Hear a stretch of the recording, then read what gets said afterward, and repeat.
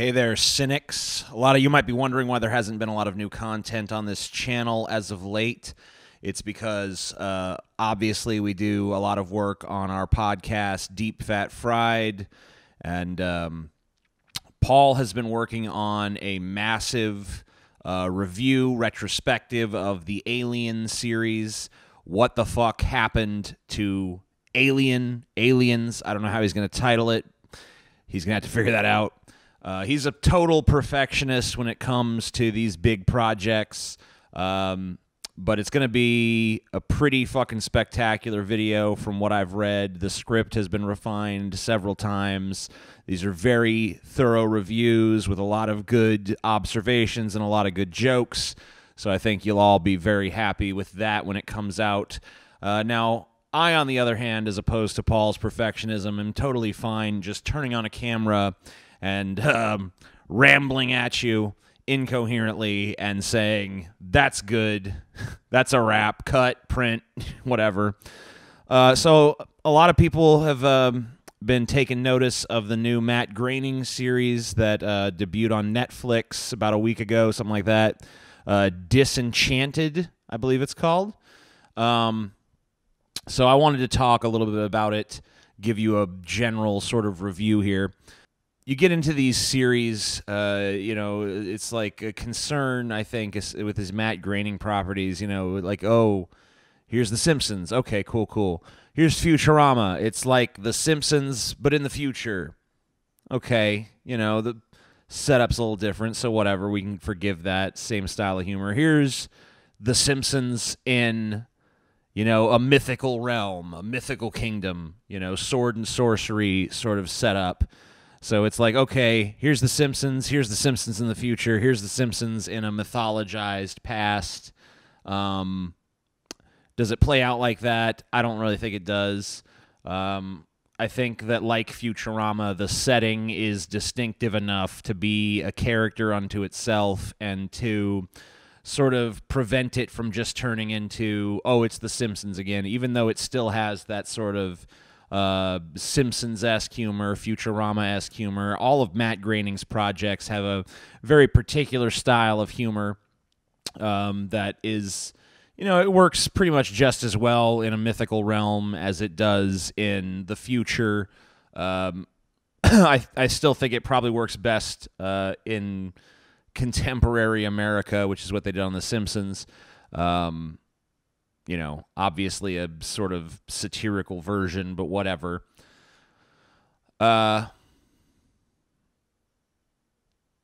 Probably the biggest thing we want to talk about first and foremost, really, are the characters of the show, the driving force of the show.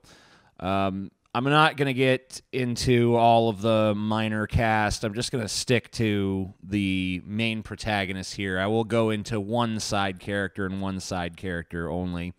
Main cast consists of a rebellious princess named Bean. Could have easily fallen into sort of that, like, Princess Jasmine sort of trope. Obviously, they're going to make her edgier than fucking Princess Jasmine. But she doesn't really fall into that trope. She kind of just comes across like, any sort of spoiled teenage girl, but, not in an annoying way where you don't want to even fucking spend time with her.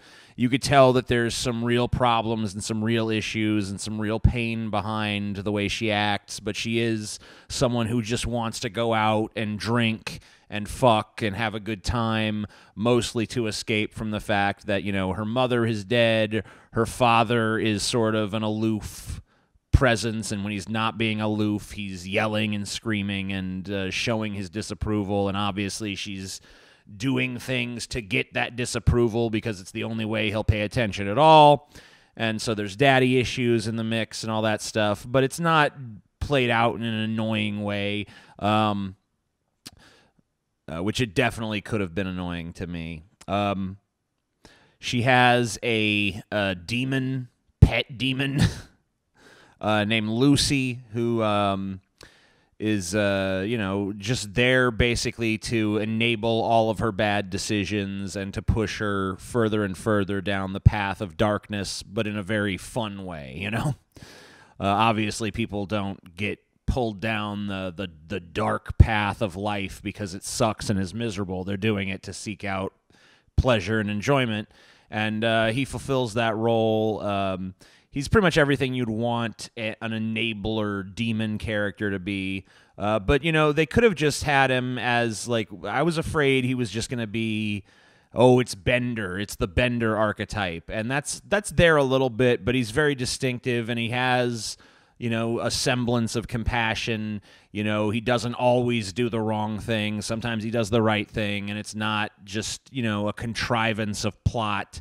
It seems like there's actually a genuinely compassionate side to him, even though he is a demon who's trying to damn everybody to fucking hell.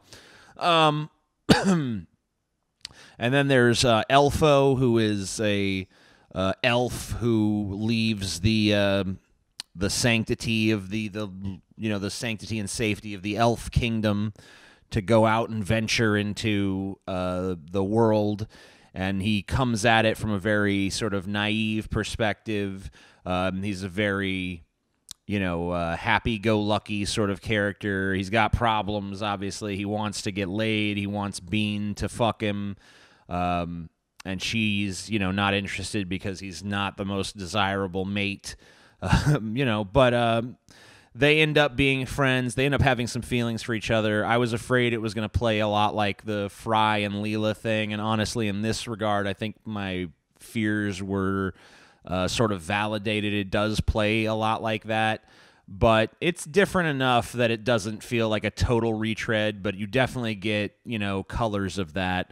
The only other character I want to talk about who's not part of the core group of the three main protagonists of the series is Bean's father, the King, who is a very gruff personality. You know, he's not portrayed as very royal or kingly or anything like that. He's really kind of just a gruff asshole who yells at everybody, and he doesn't have sort of a regal composure or anything. He kind of just comes across like a fat, slovenly fucking pig who, you know, whatever.